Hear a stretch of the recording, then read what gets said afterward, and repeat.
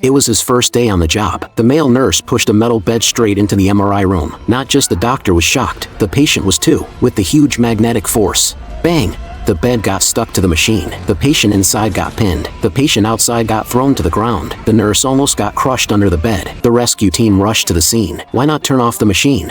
The doctor said, it's the newest MRI. You can't just switch it off. The only way is to heat the magnet and shut it down by quenching. But the quench button was blocked. Only firefighters could lift the bed to reach it. But who could go in?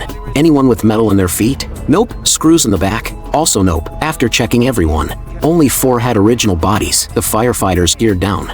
Even swapped metal hammers for wooden ones. They used wooden wedges to make space. Then shoved in airbags. Soon, the bed was lifted. The captain hit the quench button, and the MRI finally stopped. The nurse was mostly okay, just broke a few ribs. But when the patient inside came out, the firefighters froze. There was a big metal spike stuck in her neck. Don't move, they warned, but she didn't listen. She bled too much, and didn't make it. A firefighter was showing off his new tattoo to his coworkers, but something felt off. The word on his back was an angle. It was Angel. The 2 guys tried so hard not to laugh. But now the big question, who was gonna tell the man? They kept pushing the job to each other. No one wanted to be the bad guy. Meanwhile, the man ran to the pull-up bar, showing off his back like it was a masterpiece. The 2 almost lost it. Just then, a female coworker walked over. The guys lit up. They quickly asked her to check it out. At first, she didn't think much of it. She even said the design looked nice. So one of the guys pulled her closer, told her to look really close, and she saw it. Her eyes almost popped out, but she didn't want to be the one to ruin his day, so she walked away. That night, the man pulled out his phone and started taking selfies. He was about to make it his new profile pic. The woman couldn't take it anymore. She told him the truth. Angel is spelled Angel. Right. And that's why I wrote A-N-G. Oh no. Guardian Angle?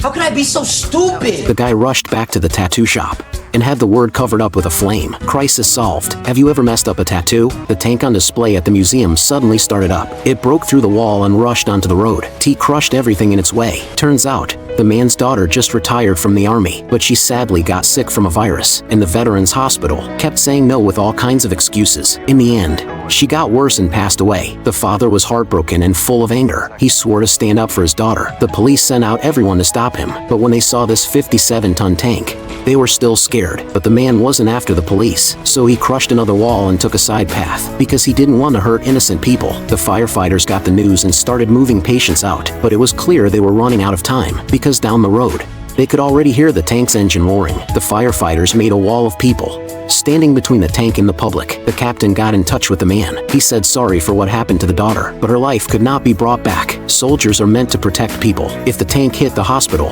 it would go against her duty. The man's eyes filled with tears. He looked at his daughter's smiling face in a photo and made his final choice. The tank's gun stopped right in front of the firefighter's face. The patients inside the hospital breathed a sigh of relief. But how can a father ever heal from such pain? The man was just fishing when a 10,000-volt power line suddenly fell into the lake. The fish were instantly electrocuted, grilled alive in the water. The fishermen stayed calm and quickly called 911. But when the rescue team arrived, they realized the situation was far worse than expected. The high-voltage current had already spread onto the ground. Rescuers had to put on insulated boots and carefully inch their way forward. He asked the man to throw him the fishing line and then pulled the boat to shore. But just as the boat reached land, the man jumped off without a second thought and bolted, completely forgetting the danger still on the ground. The woman found a note asking for help in the car.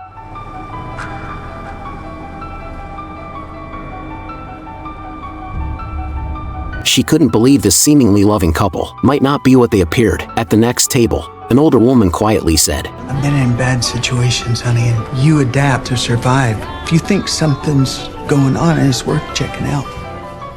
When the woman went to the restroom, the firefighter pulled her aside and asked what's going on. The woman lifted her shirt and revealed a bruised wound. The firefighter promised to help her escape. Later, once the couple got back in the car, the man started yelling again. Then he slapped her. The firefighter, hiding behind the car, caught everything on camera. That's enough. Don't you ever touch her again.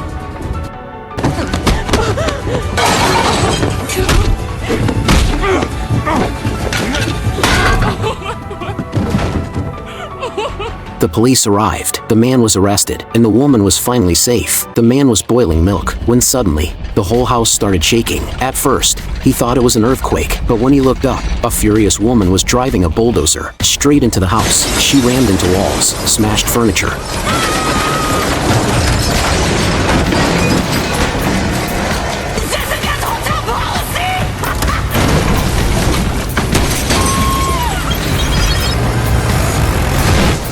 Within seconds, the place was in ruins. Turns out, just moments earlier, the pregnant woman had followed her husband to a hotel, determined to catch him cheating, but the man blocked her from entering. I'm sorry.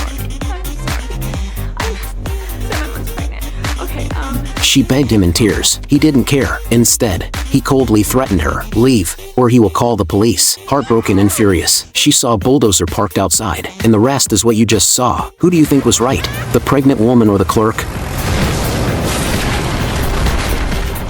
To make a plaster bra, the girl's upper body was fully wrapped in plaster by her sister, but her sister forgot to put anything between the skin and the plaster, so when the plaster dried, it stuck right to her skin. A firefighter used a chisel to tap on it.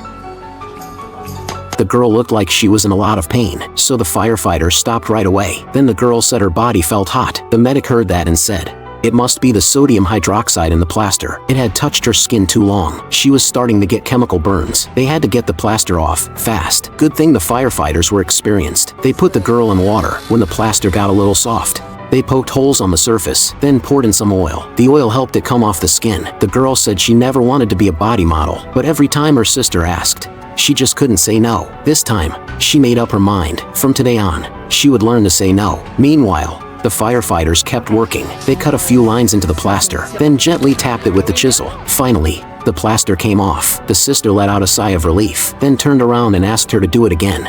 You're not seriously asking her to do that again, are you? yeah.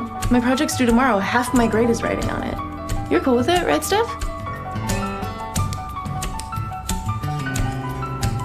Yeah. Sure.